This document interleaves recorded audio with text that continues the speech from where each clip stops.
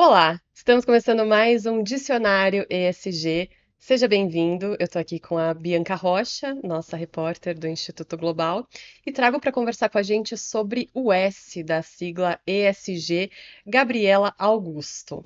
Gabriela é a primeira pessoa trans a ser reconhecida como Under 30 pela Forbes Brasil. Recentemente foi listada pela Bloomberg Linha como uma das 50 mulheres de impacto da América Latina, premiada pela McKinsey Company com o LGBTQ+ Achievement Award, eleita Top Voice pelo LinkedIn, reconhecida pela consultoria Llorente Cuenca como uma das influenciadoras ESG mais relevantes do Brasil.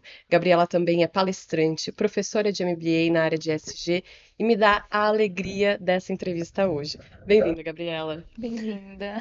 Olha, eu também queria dizer que eu tô muito feliz de falar com vocês hoje e empolgada porque a gente vai passar por assuntos muito urgentes, muito necessários, né? Sim, sim. Muito obrigada por ter aceitado o nosso convite, por ter vindo aqui hoje.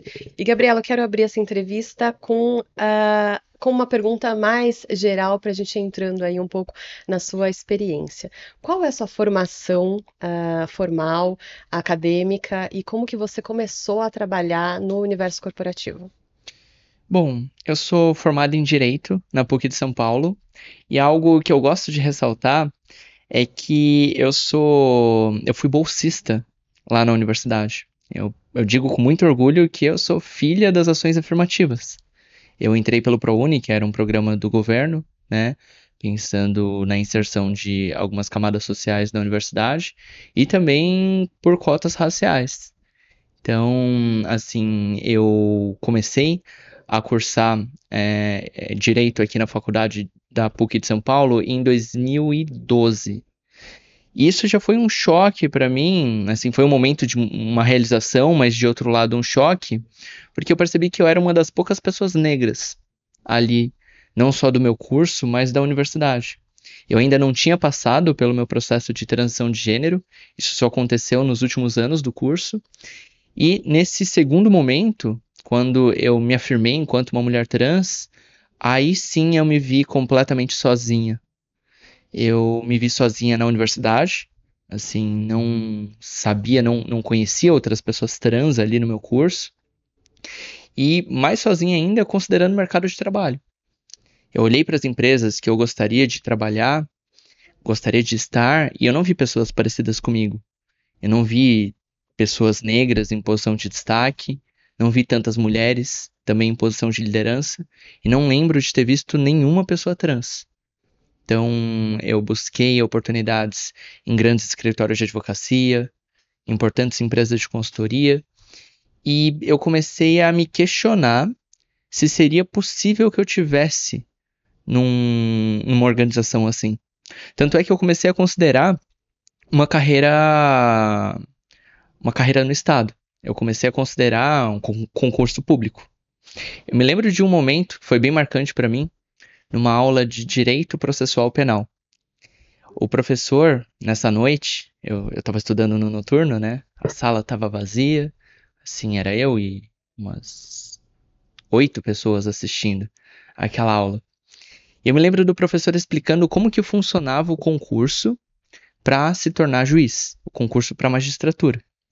E o professor, naquela ocasião, ele estava mostrando ali que a prova ela era bastante difícil, bastante concorrida, eram muitas pessoas por vaga, mas que ao final da prova havia uma entrevista. Havia uma banca avaliadora que ia conversar com você, ia olhar para você e ia entender se você tinha ou não o perfil para ser uma juíza ou juiz. E aí, ouvindo aquilo, eu decidi perguntar para o professor. Falei, professor, você acredita que essa banca avaliadora ela aprovaria um candidato, uma candidata trans para assumir a posição de juiz ou juiz? E aí meu professor, que era um cara bem certinho, usava um óculos assim, olhou para mim e falou: "Sinceramente não. Sinceramente eu acho que a banca vai encontrar uma outra justificativa, mas não aprovaria um candidato, uma candidata trans." E aí quando eu vi aquilo, meu mundo caiu, sabe? Porque eu pensei, poxa, se eu não tenho espaço numa carreira pública, Se eu não tenho espaço na iniciativa privada, o que que eu vou fazer da minha vida, Qual sabe? pode ser o meu espaço, afinal, né? Qual que pode ser meu espaço? Né? Eu não posso seguir meus sonhos justamente por ser quem eu sou? O quão injusto isso é? E o que que a gente pode fazer para mudar isso? Essa foi uma primeira grande questão assim na minha vida. E isso que me trouxe para o mundo corporativo de outras formas, né? Se eu não posso entrar pela porta da frente, qual estratégia eu posso colocar em prática para assumir uma posição de destaque? Posição que eu tenho hoje, né? Eu tive que entender outros caminhos, eu tive que pavimentar a minha própria estrada para chegar até aqui. Não só para que eu chegasse até aqui, mas para que outras pessoas venham comigo também.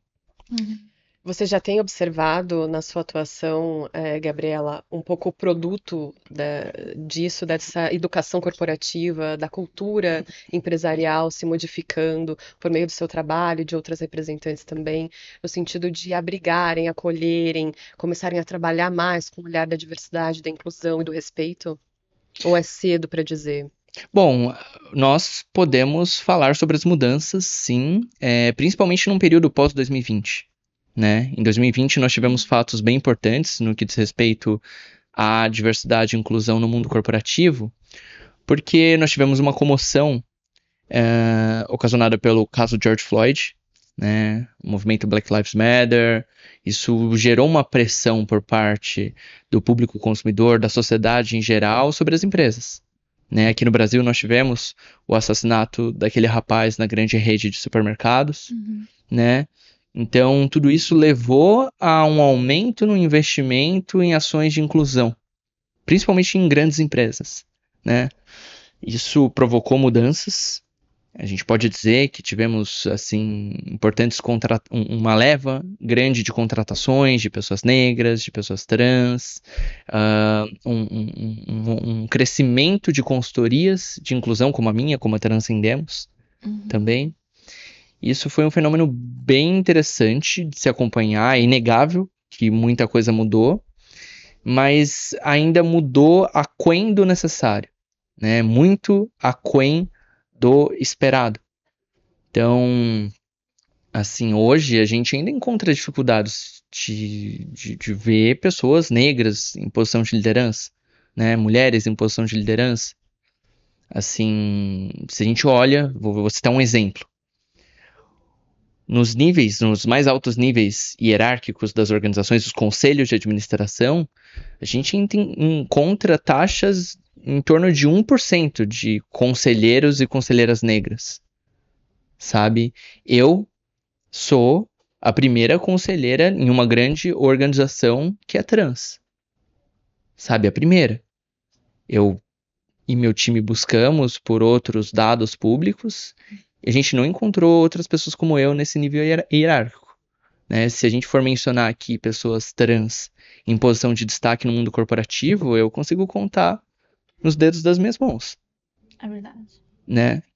Assim, se eu perguntar para nossa audiência, aqui, as pessoas que estão nos ouvindo, pessoas que estão nos assistindo, com quantas pessoas trans vocês trabalham hoje, né? Com quantas pessoas trans estão estudando com vocês da mesma turma no MBA?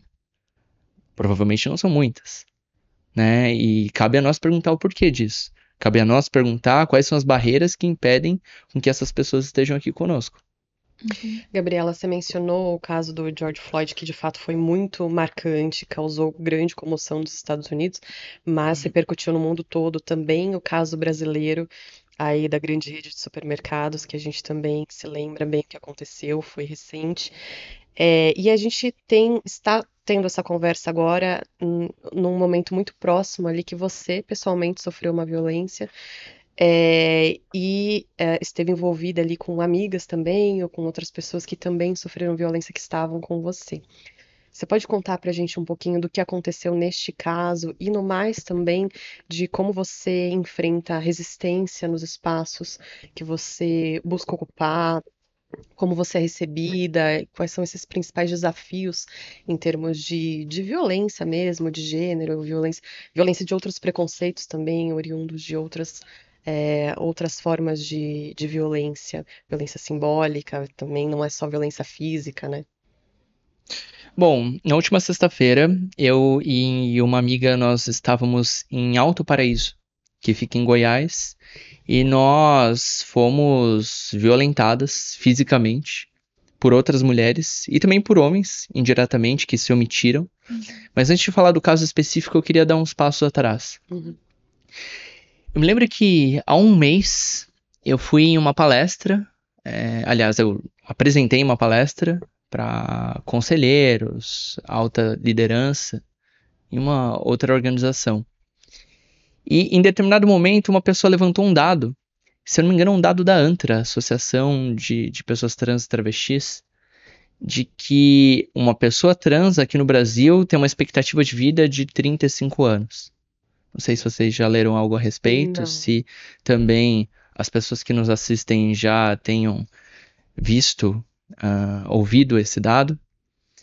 E nessa ocasião, nessa palestra, quando se falou desse número, 35 anos, na expectativa de vida de uma pessoa trans, as pessoas ficaram chocadas. Começaram a me questionar, mas Gabriela, por que 35 anos? Né? De onde vem esse número? Qual que é a equação que tem isso como resultado? E aí, resumidamente, o que eu expliquei? Que nós, pessoas trans, pessoas LGBTs, nós sofremos uma jornada de exclusões. Nós, muitas vezes, não somos aceitas e aceitos pelas nossas famílias. Há estudos que indicam que nós deixamos nossos lares mais cedo. Nós também enfrentamos um ambiente muito hostil na escola. A escola é um ambiente marcado por LGBTfobia e outros preconceitos. Então, sem um acolhimento da escola, sem um apoio da família, muitas de nós e muitos de nós somos empurrados para a informalidade. Nós não conseguimos, muitas vezes, uma boa posição na educação superior, uma boa vaga, um bom curso numa universidade. E acesso a trabalho digno, né? Exato. Sem o apoio da família, sem uma boa formação escolar e acadêmica, a gente não consegue um trabalho no mercado formal. A gente acaba sendo empurrada, muitas de nós, mulheres trans no caso, somos empurradas para o trabalho sexual, né? E a gente acaba sendo exposta a muito mais riscos. Então, se a gente tem menos dinheiro, a gente não tem um plano de saúde, né? A gente, assim, isso já aconteceu comigo, de deixar de procurar um serviço médico por medo de sofrer preconceito. E isso faz com que a gente adoeça mais, né? Se a gente mora em bairros mais violentos, se a gente exerce funções, trabalhos também mais perigosos, tudo isso tem como resultado essa equação, né, de uma expectativa de vida menor. E aí, voltando a essa situação que aconteceu comigo na última sexta, assim, hoje eu sou uma pessoa que eu consegui acesso a algumas ferramentas, alguns espaços, né? Hoje eu sou conselheira, hoje eu fui listada pela Forbes, tenho interface com importantes lideranças no mundo corporativo e também político, mas isso não me torna imune a essas violências também, né? Prova disso é o que aconteceu na última sexta. Eu e minha amiga, nós quase perdemos nossa vida, né? Fomos agredidas violentamente. Eu só tô aqui hoje porque a gente conseguiu fugir. E houve uma declaração no sentido das agressoras, dos agressores, no sentido da motivação, Gabriela, para essa agressão? Bom, sobre a motivação, assim, foi uma motivação LGBTfóbica, isso foi bem claro, bem evidente, mas as afirmações ali foram no sentido de acabar com a nossa vida, sabe? Porque pelo Assim, vídeo que você fez foi uma coisa muito gratuita. Vocês estavam ali se divertindo, simplesmente chegou uma mulher, jogou a bebida na cara da sua amiga. Foi isso. exato, Foi muito exato. gratuito. Então é um episódio LGBTfóbico. Aquilo ali foi transfobia pura, não tem nem o que questionar. Sim, sim, sem dúvida. E nós acionamos as autoridades e algumas das mulheres ali envolvidas, das pessoas que estavam ali, já foram identificadas e a gente está endereçando isso juridicamente e judicialmente, Certo. né? Como era um evento na rua, não tinha uma empresa que era responsável ali pelo evento em si. Segurança no local também Não tinha segurança e não era um espaço de eventos. Então, assim, tanto a investigação quanto as providências que nós estamos tomando diz respeito às pessoas em si que proferiram a violência, né? Mas uma das coisas que mais me machuca, assim, em primeiro lugar, é que nessa ocasião foram mulheres, né? Que foram as autoras dessa violência, e isso é particularmente complicado, considerando que estamos em março, mês das mulheres, que a gente deveria estar falando de sororidade, né, de um apoio nosso enquanto grupo. Outra coisa que me machuca bastante é que os homens que estavam ali assumiram um papel bastante complicado, né, de não, por mais que eu gritasse pedindo ajuda, pedindo que eles separassem as meninas, eles ficaram rindo, sabe, eles ficaram só filmando. Quem está nos acompanhando hoje, eu não sei quando que vocês estão vendo esse podcast, mas se acessarem o meu perfil no Instagram, acessarem minhas redes sociais, rolarem um pouco o feed, provavelmente vocês vão acessar o vídeo dessa situação que a gente está falando aqui hoje, né? Acessarem @gabriela.aug no Instagram. Mas enfim, isso me machucou, questão da falta de sororidade, dos homens incitando essa violência. E uma última coisa, assim, que isso eu acho particularmente complicado.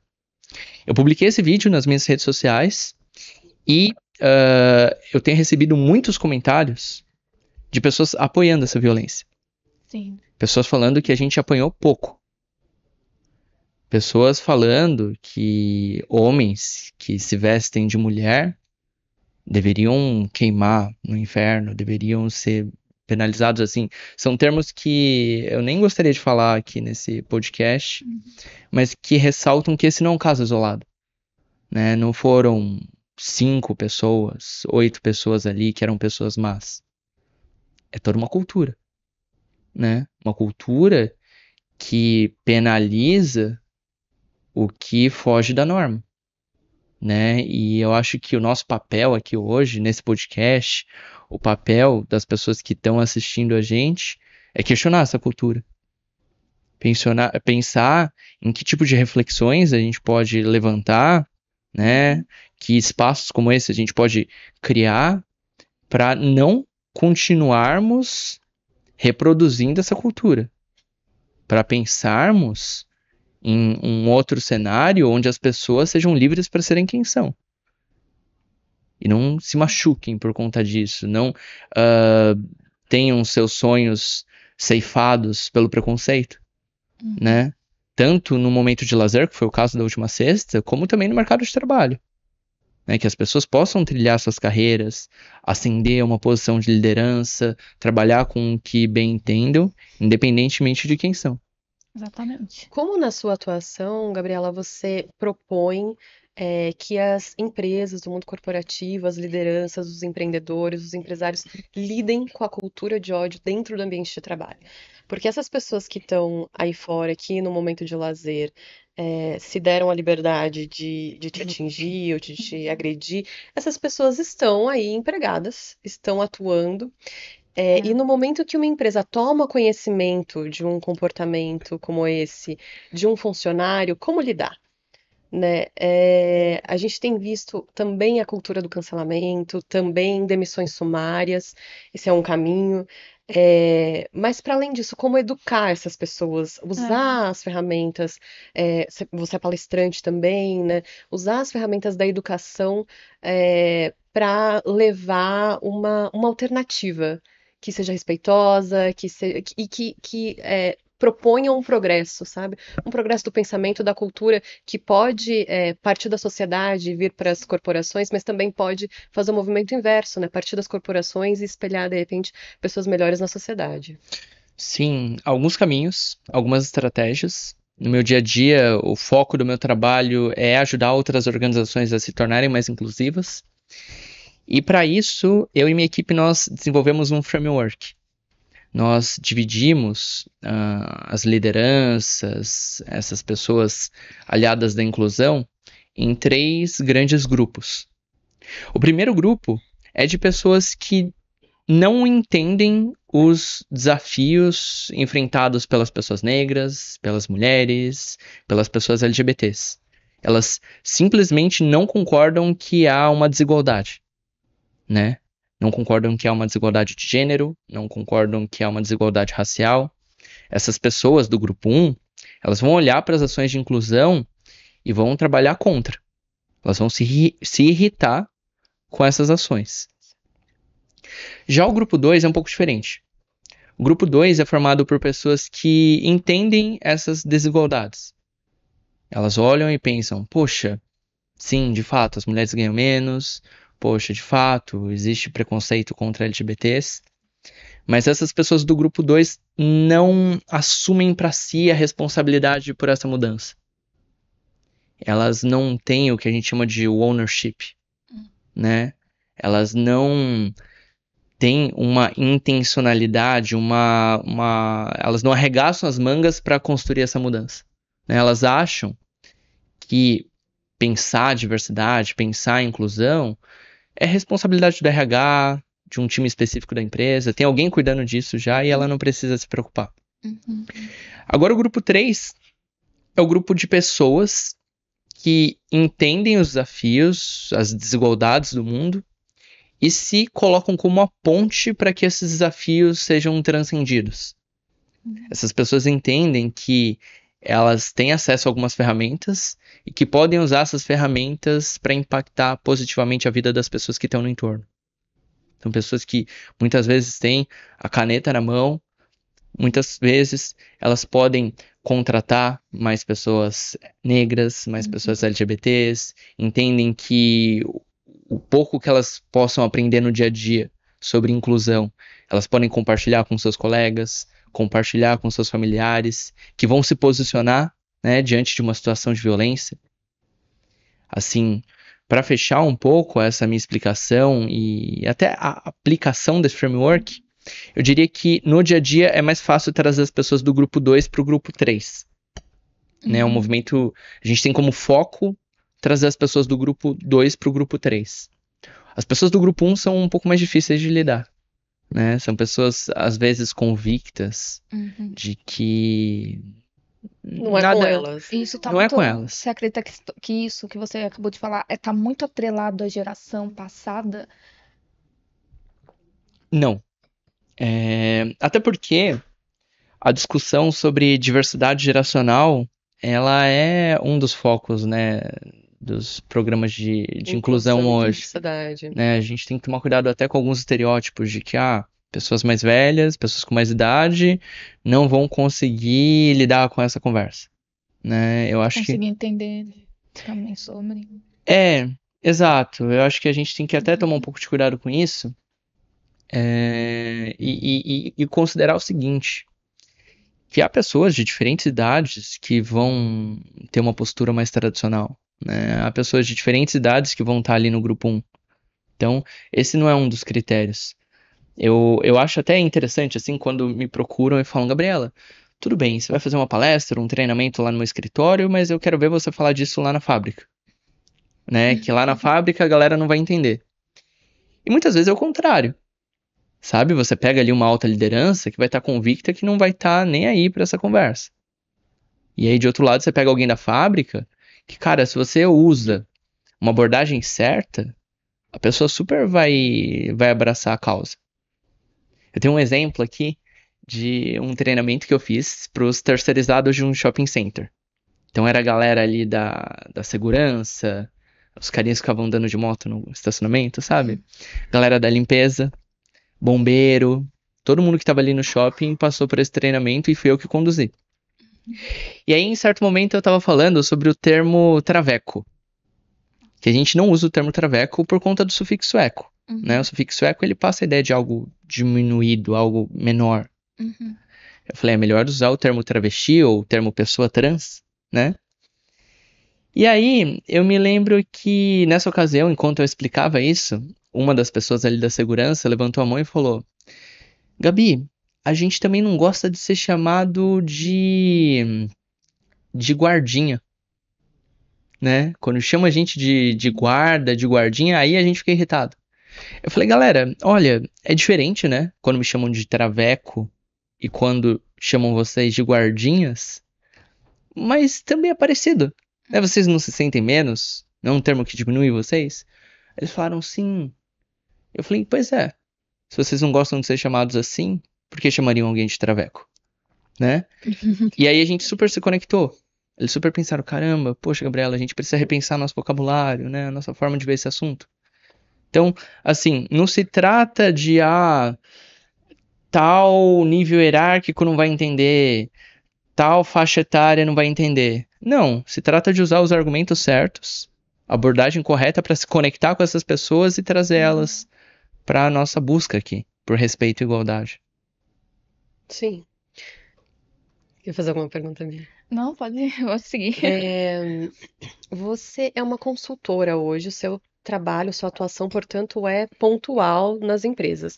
Você dá palestras, você aconselha, você faz parte de alguns conselhos, como você mencionou, mas o seu trabalho visa, na verdade, que as políticas, a cultura empresarial, ela trabalhe com respeito com a diversidade, com a inclusão cotidianamente.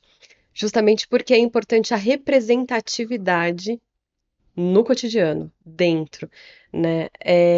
Você vê as empresas evoluindo nesse aspecto, as empresas com quem você tem contato, com quem você trabalhou recentemente, como você vê a importância ainda da representatividade? Porque é relativamente fácil para as empresas trazerem uma consultora, falar dessas questões, sensibilizar os líderes, e depois você parte em busca de novos projetos e essa empresa fica, portanto, com as suas lideranças que são majoritariamente, a gente sabe, homens brancos, héteros, cis, cristãos, destros e todas essas coisas, né, que a gente já conhece. Então, como a representatividade também pode criar um ciclo virtuoso, no sentido de você tendo uma representatividade, uma liderança negra, trans, essa pessoa pode ter um olhar mais sensível às contratações, essa pessoa pode ter um olhar mais sensível à diversidade presente ali, que de repente está sufocada porque não encontra respeito às suas peculiaridades, às suas condições para atender ao trabalho, enfim.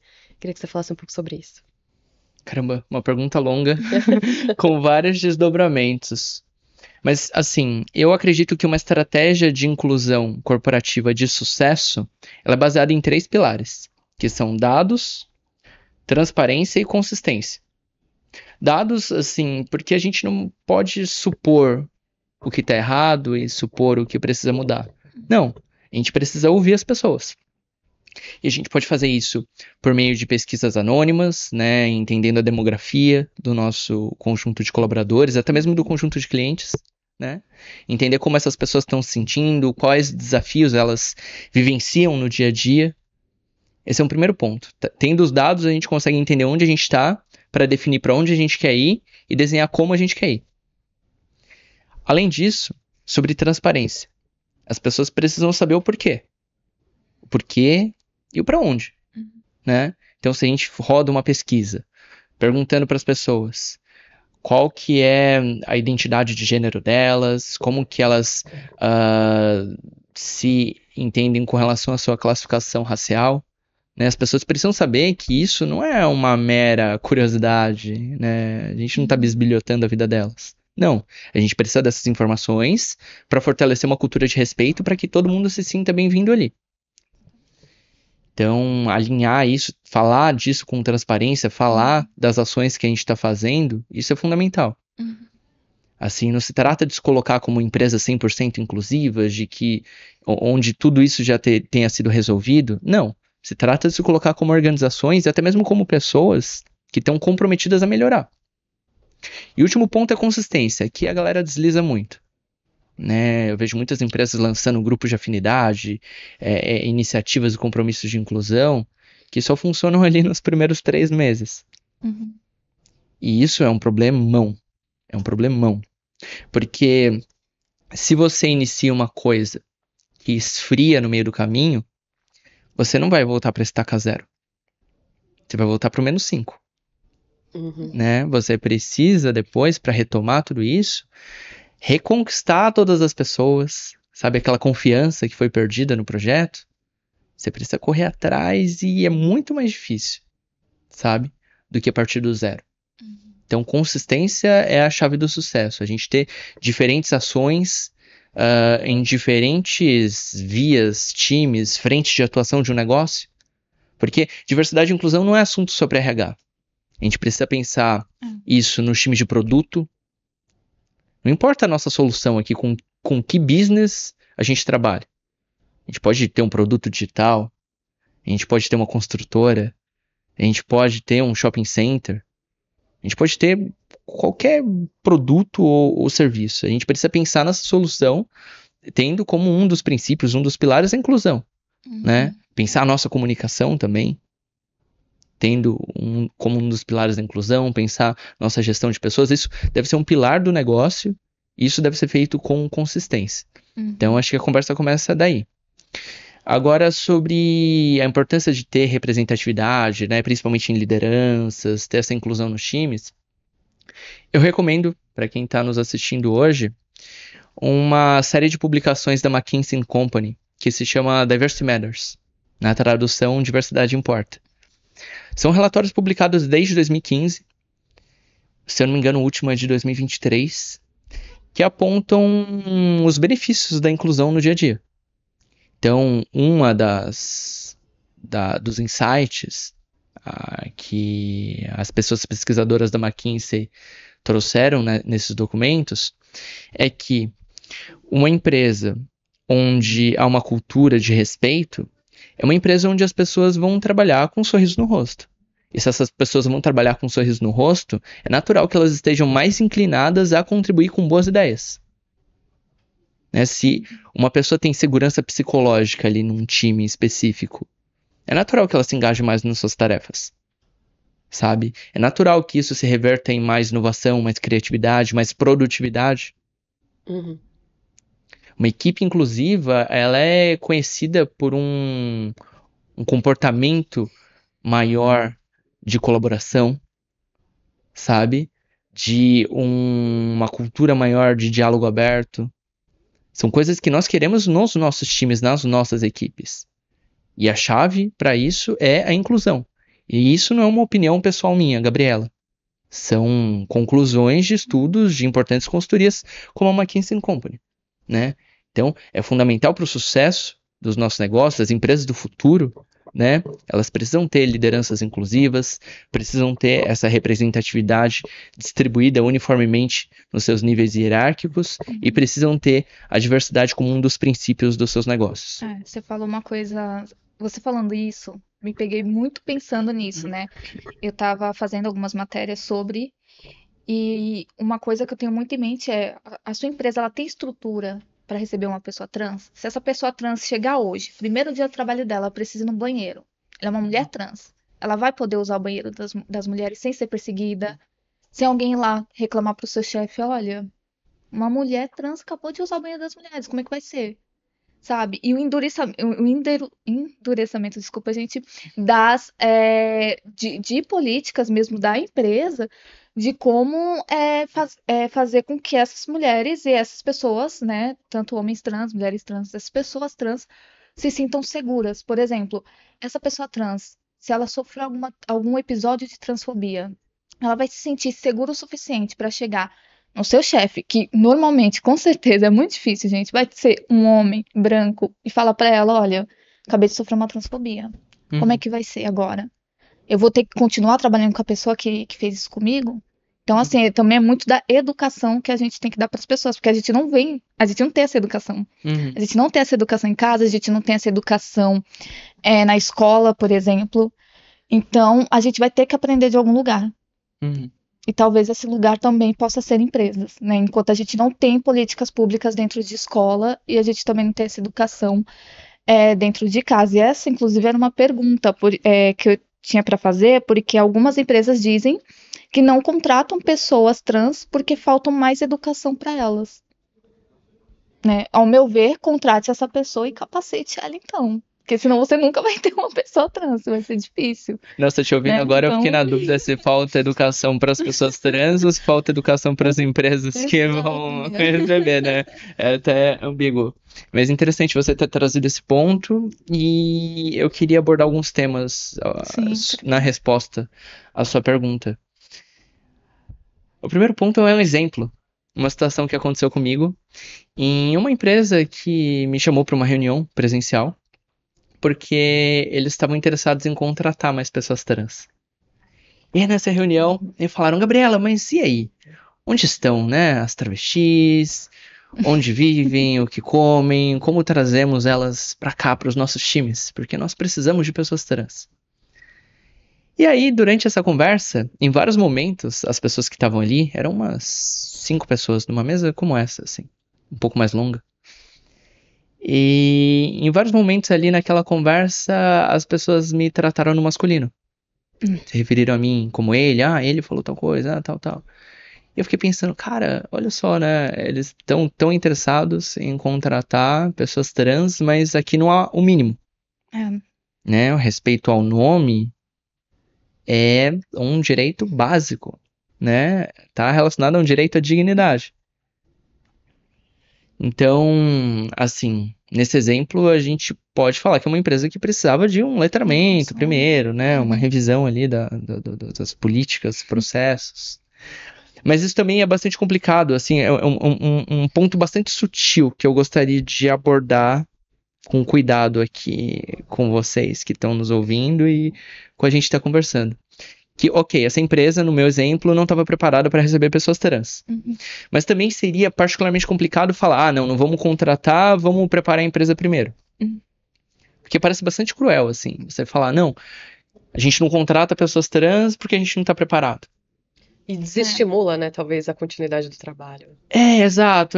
Parece aquela conversa, o que vem primeiro é o ovo ou a galinha, sabe? Tem que preparar primeiro, contratar depois. E eu defendo que dá pra fazer as duas coisas ao mesmo tempo. Sim. Sabe? Aprender com elas, né? Se você tem dificuldade com pessoas trans, aprenda com pessoas trans. Sim, mas aí também mora uma sutileza aí, né? Que a gente também tem que tomar cuidado de não ver a pessoa trans ou a pessoa negra, Uhum. né? Por exemplo, a pessoa negra não é um manual antirracista ambulante. É. É até um ônus a gente colocar um ônus a mais, a gente colocar sobre os ombros dela Esperando que essa ela carga venha de trabalho. educar todo o resto da equipe. Por exemplo, eu gosto de educar porque é o meu trabalho, eu só pago por isso. Uhum. Mas uma pessoa que não paga pra isso, né? Que às vezes não tem Sim. essa disposição, ter que desenvolver a função principal dela e ainda, né, treinar todo mundo que tá ali no entorno. Isso pode ser cruel. Então, em resumo, o que eu posso recomendar aqui, né? A gente precisa, aliás, a gente pode contratar, trazer essas pessoas para os nossos times, pensar em ações afirmativas, né, vagas direcionadas, ações de education, recruitment, mas ao mesmo tempo, muita intencionalidade, investimento, sabe, em ações de cultura, em mudanças de processos.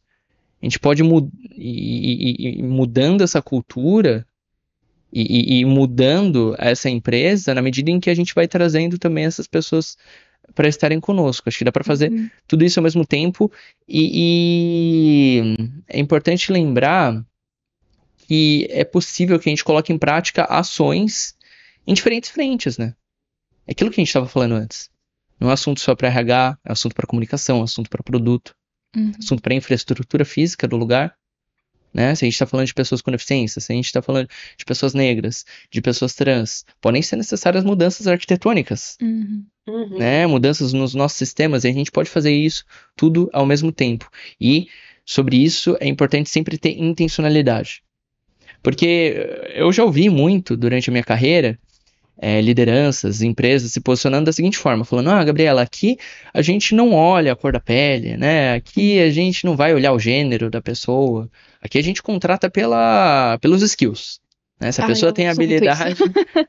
exato, se a pessoa tem habilidade para fazer XYZ, ela vai ser contratada. Tá, beleza, parabéns, é o mínimo que você faz, né? Não discriminar a pessoa, né? Preterir ela pela cor da pele. Mas é preciso ir além disso, né? Porque numa empresa assim que fala isso, né? A gente não olha a cor da pele. Mas você faz o teste do pescoço, que é olhar pro lado, você vê só pessoas brancas. Você Exatamente. fala, pô, você não tá vendo a cor da pele, mas por que você não tem pessoas negras aqui então, né? Uhum. Sendo que o Brasil tem uma maior parte da população de pessoas negras, né? A gente precisa levantar esses porquês. Uhum. Esses vieses, eles podem estar incrustados em vários processos, né? Às vezes, essas barreiras podem ser até anteriores a um processo seletivo ali daquela empresa. Então, as pessoas podem nem estar se candidatando às vagas Uhum. do seu negócio. E aí você precisa ter um trabalho, um esforço de entender todas essas jornadas, todos esses desafios e desenvolver mecanismos para compensar essas diferenças. Porque igualdade não é tratar todo mundo igual. Igualdade é tratar igualmente os iguais e desigualmente os desiguais na medida das suas desigualdades. Para que a gente tenha aquilo que até hoje a gente chama de equidade, né? Uhum. Para que as pessoas lá na frente tenham igualdade de oportunidades, a gente precisa reconhecer as diferenças. Então não basta fechar os olhos e falar, não, aqui a gente não olha cor, não, aqui a gente não olha gênero, aqui a gente não se importa se a pessoa tem uma deficiência ou não. A gente precisa se importar com isso. Uhum. A gente precisa reconhecer isso e valorizar isso. Certo. A gente falava sobre representatividade, né? Você é uma pessoa que chamou a atenção da Forbes, McKinsey, Bloomberg, meu Deus do céu. E super jovem também. Eu queria que você contasse um pouco pra gente do que isso significa pra você, pessoalmente.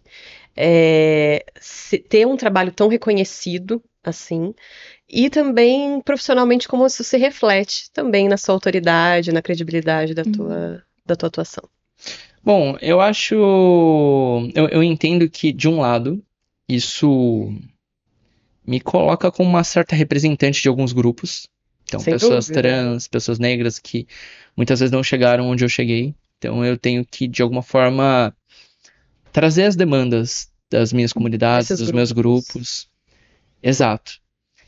Mas eu também tenho uma responsabilidade em ressaltar que os grupos que eu represento, eles são plurais também. Né? Se a gente fala de um recorte trans, são várias as histórias, são várias as dores, são vários os desafios. Hoje eu tive alguns acessos, hoje eu moro no bairro de Pinheiros aqui em São Paulo. Uhum. Mas e a pessoa que mora na periferia? E a pessoa que mora em outro estado, outra região do país? Né? Essa pessoa sofre outras violências, outros desafios que eu não sofro. Uhum. Então, de alguma forma, eu posso representar essas pessoas, mas eu também preciso ressaltar a pluralidade que existe dentro dessa diversidade, né? Esse é um ponto. De outro lado, também, eu acredito que eu tenho uma responsabilidade muito grande em fazer sempre as coisas certas, né? Eu sei, por exemplo, que sobre a minha comunidade, a comunidade trans, e até mesmo a comunidade negra, se recai um estereótipo de que nós somos pessoas que queremos confusão, que queremos apontar o dedo, né, que queremos o embate. E eu tenho uma certa responsabilidade em, às vezes, questionar esses estereótipos, né? Mostrar que, poxa, a gente está aberto ao diálogo, a gente está aqui para construir junto, né? A gente está aqui para construir pontes e não muros, né? Eu tenho, talvez, essa responsabilidade em promover uma representatividade positiva. Isso é particularmente delicado quando eu penso no que eu falo, em como eu falo, num podcast como esse, nas minhas redes sociais, numa palestra, sabe? Eu tenho um esforço particular em causar uma boa impressão. Então acho que tudo isso está relacionado com o ponto que foi levantado aqui, né? Você mencionou as redes sociais, né? Primeiro, é muito difícil fazer tudo certo sempre.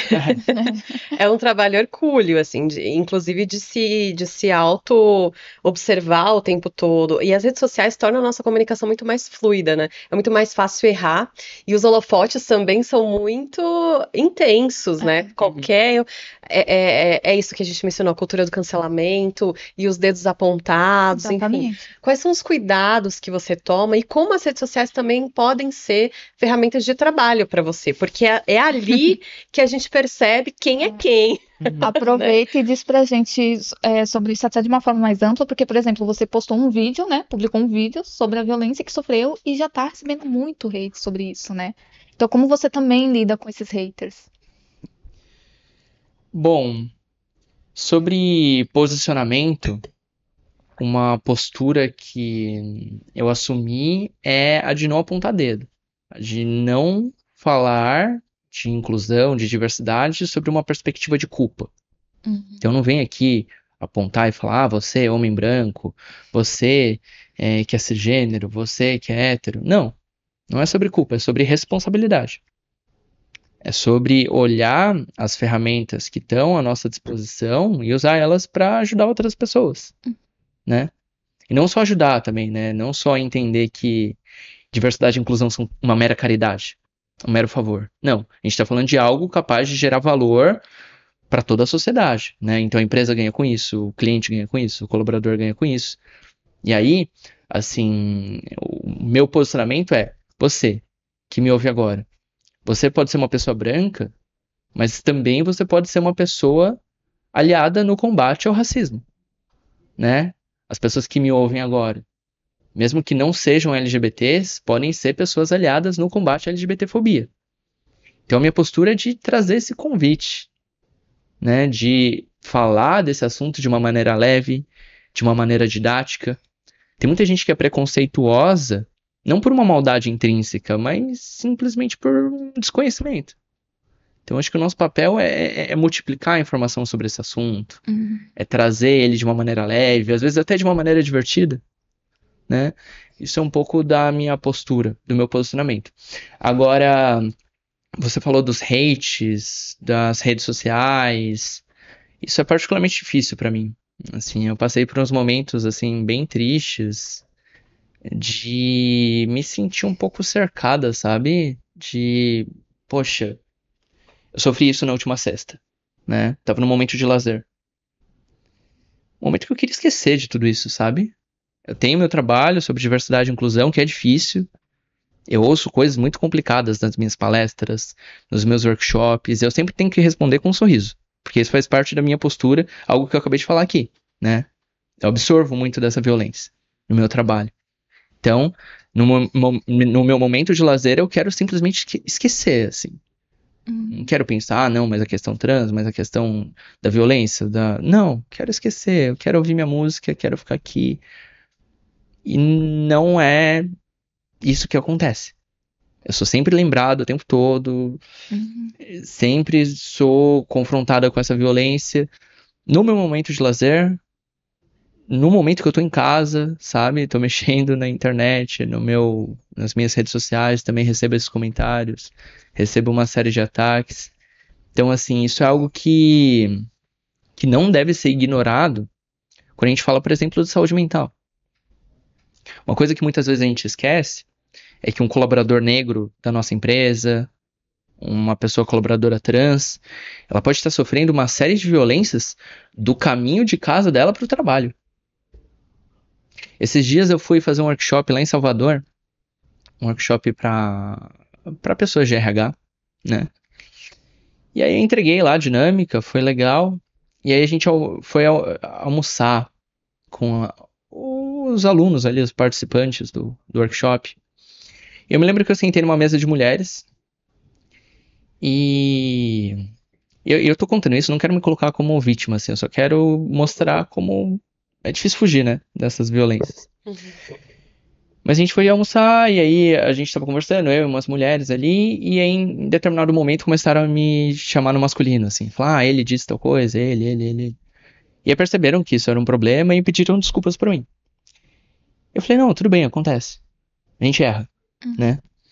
E aí eu saí dali, era um workshop no hotel mesmo, eu pensei, poxa, eu vou pro Pelourinho. Eu nunca tinha ido pro Pelourinho, que é um ponto turístico, né, bem famoso lá em Salvador.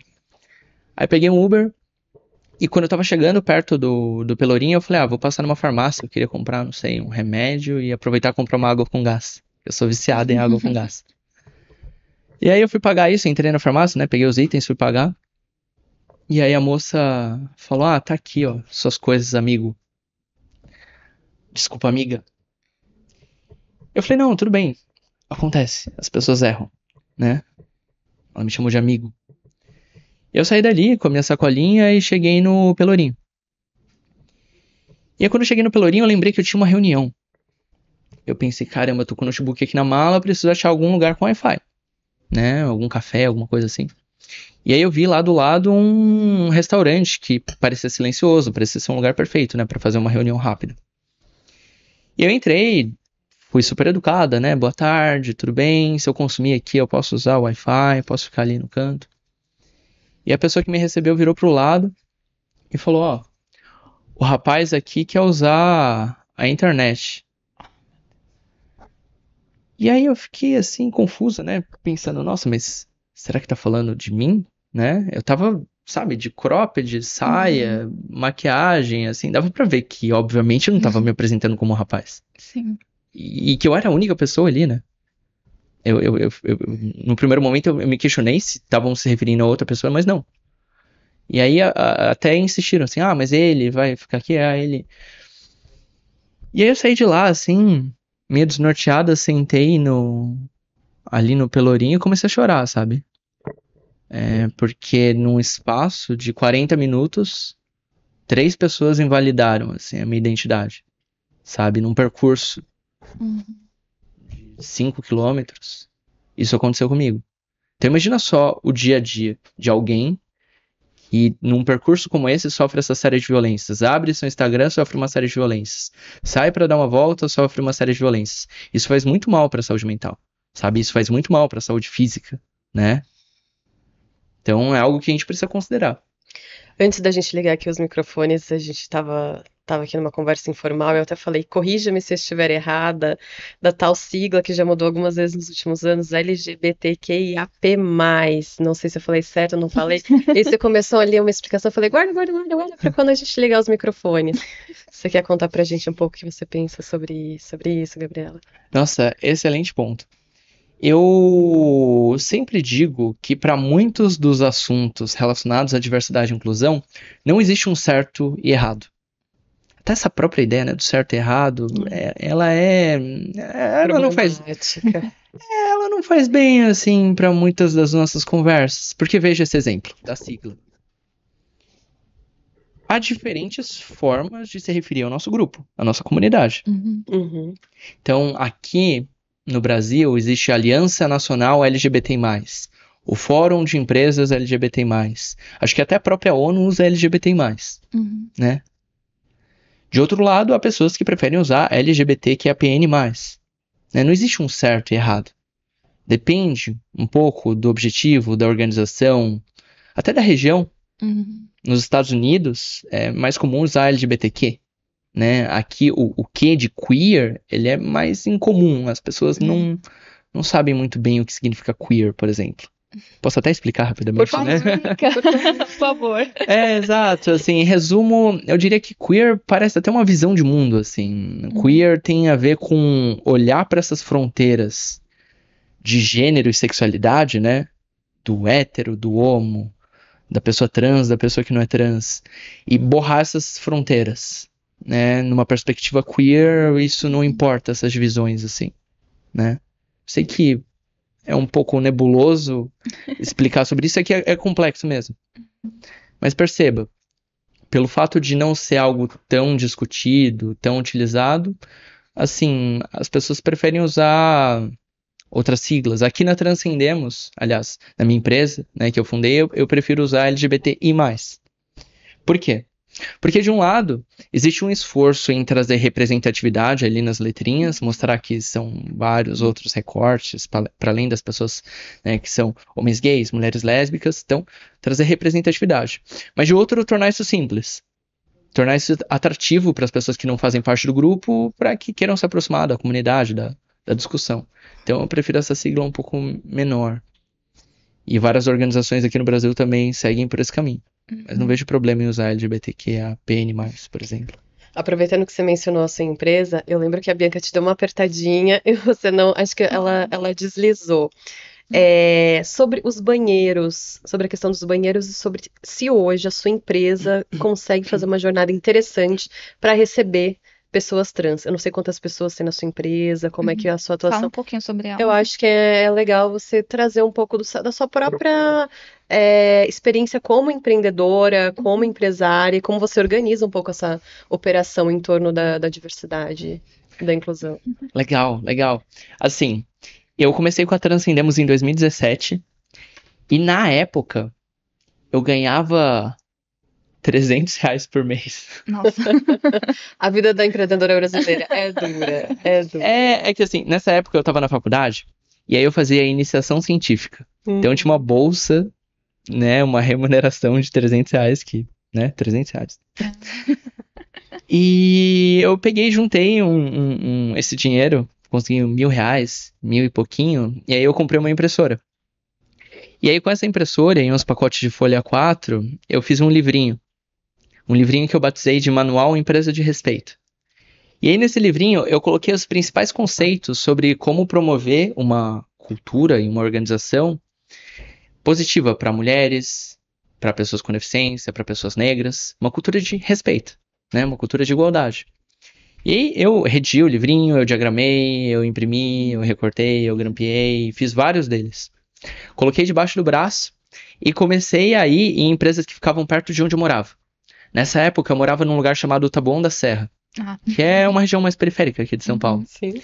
E aí eu fui em academias, restaurantes, coworkings e eu distribuí esses livrinhos, sabe? Eu pedia para que as lideranças dessas empresas se comprometessem a conscientizar seus colaboradores sobre a importância do respeito à diversidade. E algumas empresas abraçaram a causa, acharam muito legal, caramba, livrinho e tal. Tem até umas fotos no site da Transcendemos sobre isso. Mas várias empresas também não viram muito valor, assim. Achavam estranho. Poxa, por que eu preciso me preocupar com essa questão da mulher, do LGBT, do pessoa negra, se meu business é, sei lá, é um restaurante? Vender coxinha. Vender coxinha, que tem a ver coxinha com essa coisa aí de pessoas negras e tal. Então foi um baita desafio ligar o Lé com o CRE, né? Mostrar que, meu, tem tudo a ver, sabe? Tem tudo a ver, né? Por exemplo, até jogando um dado aqui. Uma pesquisa da Ipsos, que é uma consultoria de mercado, chamada Ipsos Pride, revelou, em 2023, que 34% da geração Z, 34% da geração Z, pessoas nascidas ali a partir de 97, são LGBT. Uma em cada 3 pessoas, né, que estão na faculdade agora, que estão entrando aqui nas vagas de estágio, são LGBT, são gays, lésbicas, trans. Então, você vende, sei lá, celular, capinha de celular. Se você desconsidera esse público, essa conversa, você está ignorando 1/3 dos seus clientes. Sabe? Então tem tudo a ver. Então naquela época ali, voltando a uma história, eu levantei argumentos como esse, né, de que, cara, tem tudo a ver, né? E aí foi um trabalho de formiguinha, assim, que eu comecei sozinha com R$ 1.000, né? Comprei uma impressora. E aí começaram a me chamar pra fazer um treinamento aqui e lá. O primeiro treinamento que eu fiz foi numa hamburgueria, me pagaram com hambúrguer. Isso lá em 2017 ainda. 2017. Pra quem duvidar, é só entrar no site da Transcendemos, tem um botão lá chamado Galeria, tem o nome da hamburgueria lá, dá pra ver a foto do dia que eu fiz esse treinamento. E aí, de pouquinho em pouquinho, eu fui sendo chamada, sabe, pra outros treinamentos, outras palestras, e aí empresas maiores começaram a me demandar. E aí eu fundei a Transcendemos como uma empresa de consultoria em diversidade e inclusão, que tem como objetivo ajudar outras organizações a se tornarem mais inclusivas. Não só pensando na pauta LGBT, mas também pensando na pauta racial, pessoas com deficiência, igualdade de gênero, na igualdade geracional. E aí a gente foi crescendo, sabe? A gente foi crescendo bem devagarzinho, assim. Bem devagarzinho. Eu não tive um investimento externo, não tinha nada. Qual é o tamanho da Transcendemos hoje? Então, hoje a gente chegou a números bem consideráveis. A gente já atendeu mais de 350 grandes empresas, né? Nós temos projetos, não só em educação corporativa, né, mas em consultoria estratégica, consultoria de negócios, né? Pensando em novas políticas, processos, novas estratégias de comunicação, em empresas não só aqui do Brasil, né? A gente tem operação em Argentina, Chile, até mesmo México. Temos projetos consideráveis nesses lugares, né? Semana passada, retrasada, eu estive no México palestrando, sabe? Então, a gente, como fruto desse trabalho, conseguiu vários reconhecimentos, né? Estive ao lado de pessoas ali conduzindo eventos com a ONU, com a Organização Internacional do Trabalho. Como fruto disso tudo, desse impacto, né? Fui listada pela Forbes, na lista Forbes Under 30, pela Bloomberg. Engraçado que eu consegui o Forbes Under 30 e eu consegui o Over 30 também, da Billboard. Eu não sei se alguém tem essas duas chancelas, que são muito importantes para alguém como eu, Sim. para uma comunidade que eu represento. Porque eu sempre senti, principalmente no começo da minha carreira, né, que a minha figura, ela é uma figura que... Como que eu posso explicar isso de uma maneira... Por exemplo, eu tava em um evento de CEOs para fazer uma palestra lá. E antes de fazer a minha apresentação, eu comecei a conversar com importantes lideranças lá. Me lembro de uma em específico, uma empresa de tecnologia, empresa muito grande. Fui conversar com o CEO. Aliás, foram me apresentar para o CEO. Eu senti que quando a gente foi conversar, se cumprimentar, ele olhou para mim assim e eu senti que ele me olhou assim de um jeito que ele... Eu não sei, eu acho que eu quase li o pensamento dele assim. Ele, nossa, essa pessoa vai militar, sabe? Essa pessoa vai vir aqui, vai falar das coisas aí, de pessoa negra, de pessoa LGBT. Dessas coisas aí, né? Dessas coisas aí, vai encher meu saco, assim. Eu senti que ele me olhou desse jeito, assim, né? E não, eu não tava ali pra, sabe, encher o saco de ninguém, de apontar o dedo, não. Sabe, eu tava ali pra gente pensar juntos em boas estratégias de negócio, né? Eu sei falar sobre negócio, né? Então, pra mostrar pra uma pessoa assim, que eu sei falar sobre negócio, é importante ter chancelas como essa, do mercado. Então, assim, só para fechar essa história, esses reconhecimentos foram muito importantes para que eu conseguisse acessar novos espaços. Quantos funcionários tem hoje a Transcendemos? Legal, hoje a Transcendemos tem 10 funcionários full-time, 10 colaboradores, pessoas colaboradoras. E temos mais um time indireto de mais 5, 7 pessoas. Aliás, indireto não, part-time. E temos um conjunto de mais 50 especialistas parceiros, né, que são... Chamados pontualmente para atuar em um outro projeto. Todos em São Paulo? Não. Nem o time direto da Transcendemos está em São Paulo. A gente valoriza bastante a diversidade regional. Então temos pessoas em Salvador, Recife, Rio Grande do Norte. A gente está bem distribuída, assim. Distribuída. E como que é essa contratação? Você também tem no seu time, não sei, pessoas negras, pessoas trans, você conseguiu encontrar essas pessoas, formar essas pessoas, ou pessoas formadas já? Como que é o seu cuidado com isso? Pra Legal. montar o time que trabalha com você. Isso é central, assim, na nossa atuação de trazer pessoas que fazem parte de grupos subrepresentados, né? Então a maior parte do nosso time é negra, né? Temos pessoas trans, temos pessoas de diferentes lugares, de várias diferentes diversidades, né?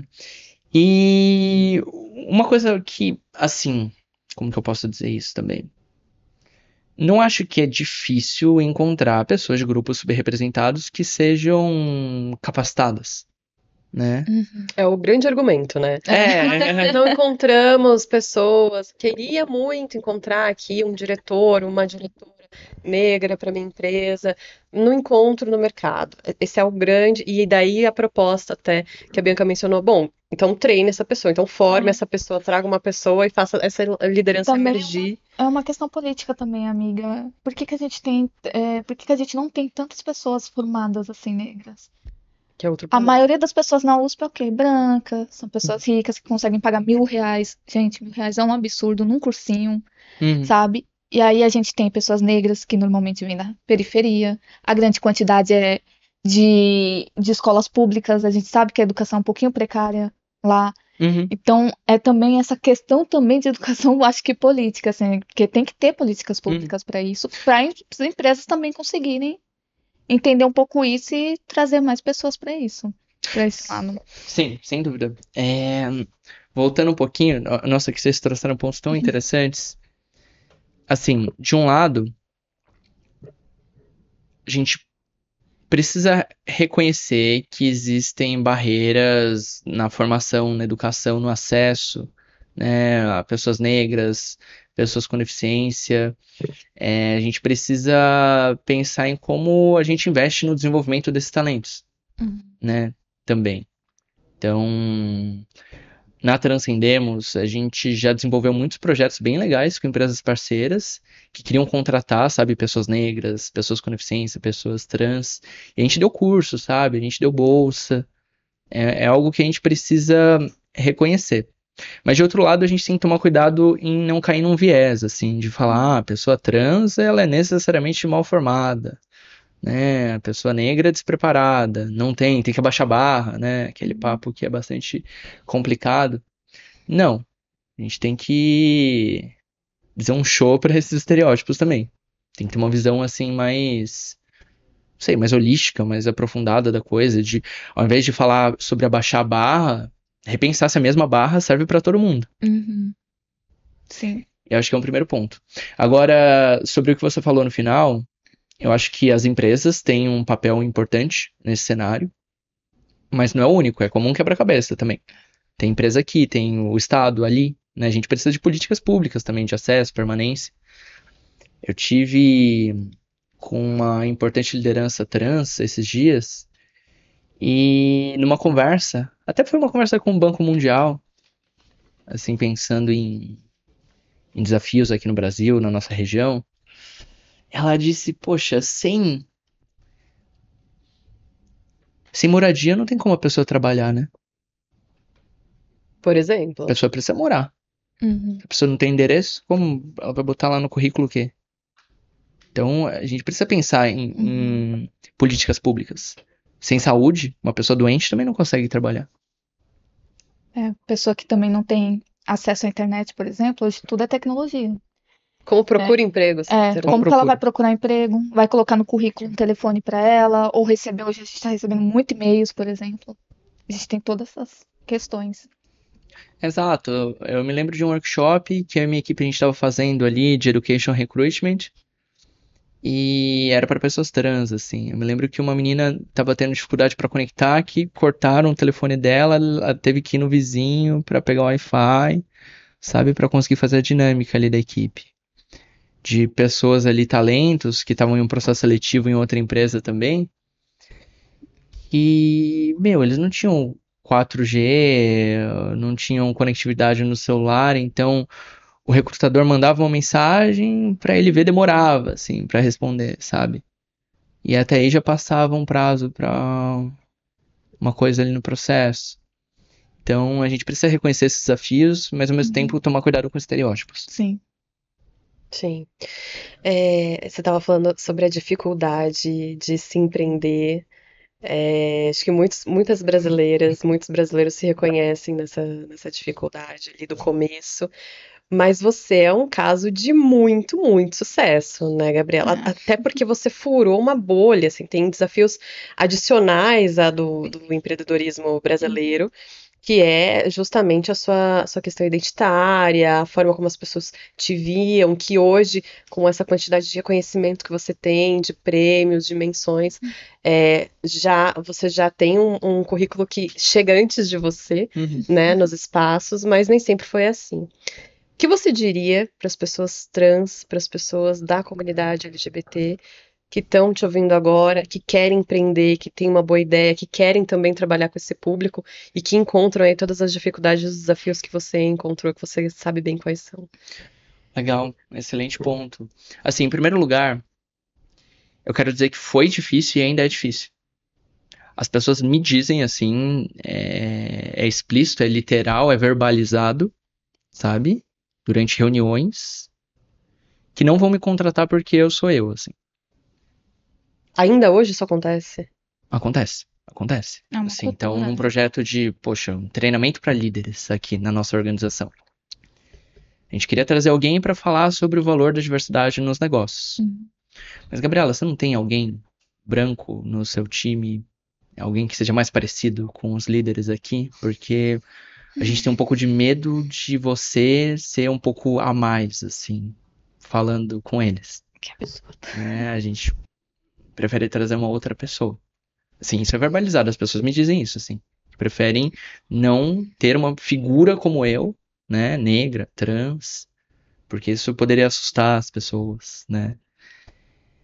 Assim, é o que eu ouço que é verbalizado, o que eu não ouço, né, o que as pessoas, né, pode ser ainda Tem pior. outras camadas, Então, sim. assim, é fato que, olha só, isso é particularmente complicado, né, que no meu business, que é diversidade e inclusão, é fato que as pessoas muitas vezes preferem trazer um homem, uma pessoa branca, uma pessoa cisgênero para falar sobre isso, para pensar isso na empresa. Uhum. Acham que vai conectar mais com a cultura do lugar, né? Que um homem sabe como outros homens pensam. Então, se acontece comigo, no meu business, que é diversidade e inclusão, eu ser preterida, a minha empresa não ser contratada por eu ser quem eu sou, imagine em outro business, né? Então, Sim. isso é a realidade, isso não é algo que já passou. Não, isso Uhum. acontece. Não digo todos os dias, mas com muita frequência.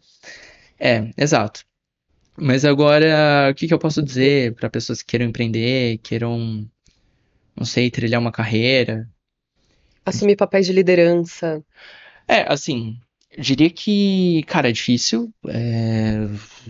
Nada foi fácil para mim, não é fácil para as minhas colegas, para os meus colegas, então a gente precisa entender que muita coisa mudou, mas que essas mudanças ainda foram muito aquém do esperado, do necessário. O mundo ainda é um lugar muito hostil, muito desigual, o mercado também é um lugar muito cruel. Então, muitas vezes, assim, o empreendedorismo. Eu dou aula sobre empreendedorismo e diversidade, né? E o nosso empreendedorismo, empreendedorismo negro, empreendedorismo feminino, empreendedorismo LGBT, não é aquele empreendedorismo glamuroso, assim, né? Da CEO, do CEO de uma startup de tecnologia, né? Que recebe venture capital. Não. Nosso empreendedorismo, ele é um empreendedorismo solitário. Assim, eu fui no evento de venture capital, né? Capital de risco, investimento, né? Talvez as pessoas que nos acompanhem. Depois deem um Google, Venture Capital.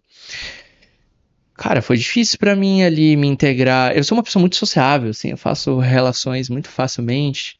Mas eu senti ali um espaço bem hostil, assim. Eram pouquíssimas mulheres que estavam lá. E as mulheres que estavam lá só estavam lá por uma iniciativa de uma amiga minha chamada Jennifer, que tem uma empresa chamada Pluri, se candidata a mulher. As poucas mulheres que estavam ali por uma ação afirmativa, sabe? Então, já não tinha muita mulher. Já não tinha muita pessoa negra. Não tinha ninguém trans. Sabe? Eu me senti meio peixe fora d'água. E mais do que me sentir, assim, tinha uma coisa objetiva, assim, de, sei lá, os caras estavam meio com medo de falar comigo, sabe? Então, assim, é difícil, por exemplo, se aproximar, criar uma conexão ali com pessoas, levantar um capital ali, sabe? É muito mais difícil para uma empreendedora mulher, um empreendedor negro. O empreendedorismo é um caminho complicado. Então, sei lá, quem me assiste, não sei, pense bem se não faz mais sentido seguir uma carreira CLT. Mas para além disso, uma coisa, não quero desestimular ninguém também, é reconhecer que inclusão não é um favor, não é uma caridade. Uhum. A gente precisa reconhecer nossa força, nosso valor, nosso potencial, né? As empresas precisam da gente, o mercado precisa da gente, a sociedade precisa da gente, né? Não se trata de baixar a cabeça e falar, nossa, será que vão me aceitar? Não. Não é sobre nos aceitarem, né? Se trata de mostrar para essas pessoas que elas precisam da gente. Precisam de nós, pessoas negras, nós, pessoas trans, né? As empresas do futuro, elas são empresas inclusivas. São empresas que, assim, se uma empresa serve uma diversidade de clientes, ela precisa ter essa diversidade de clientes representada ali no quadro de colaboradores, senão ela não vai conseguir pensar soluções relevantes para todas essas pessoas, né? Então, o conselho que eu dou é reconheçam seu valor e sua potência. Diversidade é potência. Quem te inspirou a reconhecer o seu valor, a sua potência, Gabriela?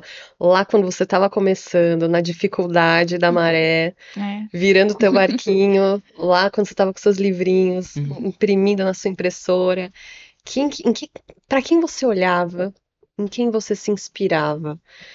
Seja do mundo do empreendedorismo ou não, talvez, uma liderança negra, talvez uma mulher inspiradora, porque tem um projeto, porque tem uma atuação. Para quem você olhava no começo da sua jornada? Legal, é uma boa pergunta. Assim, hoje eu admiro importantes lideranças femininas, como por exemplo Erika Hilton, que, nossa, Maravilhosa. é, às vezes quando eu fico triste, o pessoal do meu time fala, nossa, a Erika Hilton não ia gostar de te ver triste. Não sei se ela vai estar assistindo isso, mas enfim, fica essa mensagem pra você, Erika Hilton. Tem outras importantes lideranças LGBT, por exemplo, a Mari Dias, que é CEO de uma HR Tech, que é uma figura que me inspira bastante hoje. Mas o fato é que lá no passado eu não tinha em quem me inspirar, não. Sim, isso foi particularmente difícil pra mim, porque desde que eu tinha uns 5 anos de idade, eu percebi essa minha conexão com o feminino. Eu sempre conto essa história, assim, de que eu tava em casa, assistindo lá, Pica-Pau, desenho na TV, e aí minha prima foi visitar a gente. Eu sou filha única, então morava com os meus pais. Enquanto eu tinha 5 anos, essa minha prima, ela tinha 25. Mas ela tinha uma filhinha que tinha a mesma idade que eu. Então, enquanto a gente tava lá, tal, ela sentou do meu lado, tava assistindo TV, ela virou pra mim e falou, olha, tá vendo esse vestidinho aqui da minha filha? Eu vou colocar ele em você. E aí eu olhei pra ela e falei, caramba, acho que eu não posso fazer isso, né? Coisa de menina. E aí eu saí correndo, me escondi debaixo da cama. E aí quando eu tava debaixo da cama, eu pensei pela primeira vez que eu queria usar aquele vestidinho, sabe? Por mais que eu tivesse corrido, né, falado que não, feito o que esperavam que eu fizesse, eu vi que tinha alguma coisa ali. Eu queria essa conexão com o feminino, né? Eu reprimi isso, fui tentando, sei lá, gerenciar isso, não sabia dar um nome, né? Sei lá, uma criança de 5 anos, né? Fui crescendo. Mas aí, eu já vou responder a sua pergunta sobre inspiração. Quando eu fiz uns 13, 14 anos, eu percebi que eu sentia atração por mulheres. E aí eu comecei a entrar nesse conflito de, cara, como assim? Eu me sinto mulher, eu quero fazer parte desse universo, mas eu sinto também desejo por mulheres. E aí eu pesquisava sobre isso na internet, assim, sei lá, mulheres trans que gostam de mulheres. Não tinha nenhuma referência, sabe?